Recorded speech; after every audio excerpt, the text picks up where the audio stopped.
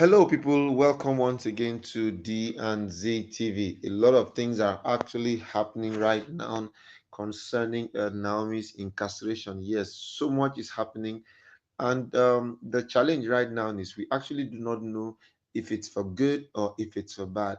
But all we know is that almost everybody right now is trying to get interested in Naomi's incarceration. Hello, everyone, and welcome once again to DNZ TV. This is the first day of the year in the year 2025, and it's the year the Lord has made, and we shall all rejoice and be glad in it. So, Naomi's illegal detention, yeah, let me use that word, illegal detention, is actually dragging a lot of momentum as so many people are beginning to get involved on how they can make sure that she comes out of detention and she does not sleep in that place anymore. Yes, so many people from different quarters, both top politicians, both the business community, and everybody is getting involved. But the one that actually shook everybody today was the fact that we learned from a very, very reliable source that Olori Mariam, actually gathered all the other wives of the Ooni of Ife to go and pay a visit to Naomi in detention. This is actually the biggest news of the year 2025. Yes, it's the biggest news of the year 2025 because nobody expected it to happen like this. No one actually saw it coming. Everybody is actually surprised that why is Miriam doing what she's doing? Now, a lot of people are seeing it from different angles. Some people are looking at it from the angle that is mockery, whereas others are of the opinion that it's a genuine intention. But one thing that people have always said, it's always not good to be bad because once you're bad, even your good intentions, people tend to misconstrue it. People begin to think that what you feel is what you think is good. There's actually an ulterior motive, So because even we can't even tell where Miriam's allegiance now lies. Yes, nobody knows where Miriam's allegiance lies because a couple of times she's always been having issues with Naomi, unnecessary ones.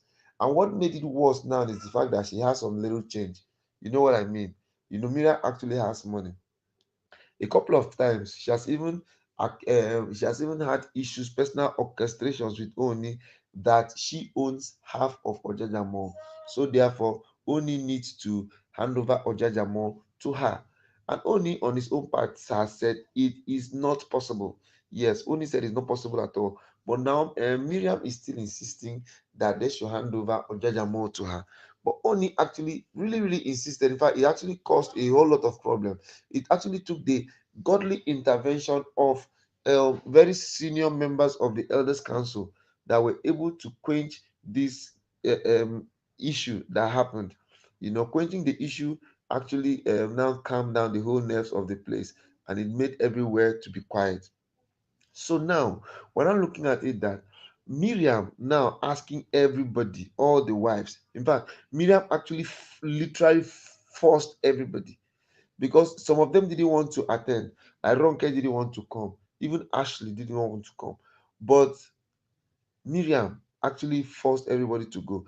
And Miriam has some leverage. Miriam has some very powerful tendencies to control things to work to her favor. Yes, she has that might, she has that power. She was able to will people to actually come and make things happen the way she wanted them. So she was able to convince them that it is a must that for anybody who actually calls herself a wife to the Oni, that they must all go to detention to see Queen Naomi. Now, as a matter of fact, they all got there. And when they went there, Naomi actually refused to come out to see them. So now people are beginning to understand it from a different perspective because Naomi didn't come out. As of the time of this report, Naomi has not actually given us the reason for coming out. but she refused to come out. Even when the warder came and asked her, Naomi, Naomi, you have visitors. She refused. And today is actually a special day because today is actually a day where they actually allow people access to come and see their relatives, who are held in detention. So it's always an opportunity for people to come see you, even share food. They used to share food, but in today's episode now, Naomi refused to come out. So when they now tried to convince her to come out, she said she just wants to be left alone, because anything that has to do with all those wives, Naomi does not trust any of them. So this incident now, coming from Miriam's perspective, is also makes it very, very suspicious. It makes it very suspicious because Naomi, that we know, has never ever had any good thinking concerning concerning Naomi. Never. She has never. Each time that Naomi does something, the first person that will always kick against it is Miriam. So for Miriam now to start telling everybody, hey, people should come, let us go and see our fellow wife. It can happen. This thing can happen to anybody. It is logically wrong.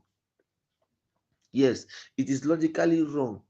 She's now beginning to canvas. She's now beginning to talk to them. And some of them are actually falling in line, because I know what she's just trying to achieve. What she's trying to do there now is just to score one cheap political point. Yes. All what she wants to do now is just to paint a picture in front of the Ooni. A situation whereby the Ooni will look at her like, Naomi, Miriam is now the good person. Miriam is now. No, it's beyond all of that. It's beyond all of that because Naomi is actually paying for something she knows nothing about. And these women are busy rejoicing. They are busy rejoicing because each time that Naomi, something terrible happens to Naomi, that's exactly the time they will now go to the Ooni and begin to make demands. And this is the period that the Ooni listens to them more, because the Ooni will be looking for where to transfer his aggression on. And once it now happens that way now, bam, that they now have a leeway to feel excited and feel good that, okay, the Ooni has us now. Imagine if someone like Abike Jagaban, she didn't see the best any other time to want to come and pay a visit to the palace. It was now that Naomi is in detention. That's when she came to the palace. And she just came to the palace because she felt, okay, that there was a time she was supposed to have a leeway with the Ooni. She could not do that because of Naomi. But now that Naomi is not in the picture, she can Nicodemously come into the to Ooni's life. So things like this tend to give us some headache. Things like this tend to make us begin to feel that these women are actually not practicing polygamy the way it should. In the African context, polygamy is supposed to be something everybody should embrace. But these women now are acting the other way around, all because they all have ulterior motives. Well, Miriam, let me burst your bubble. It's unfortunate that you're not welcome. Naomi did not accept you. So, what I will advise you do is carry all your cohorts and go back to the palace for where you will belong. Because the truth about the matter is, Naomi is going to come out. With or without you people's help, Naomi is coming out. Yes. And when Naomi comes out, you people should just be ready. People are going to be the people to replace her.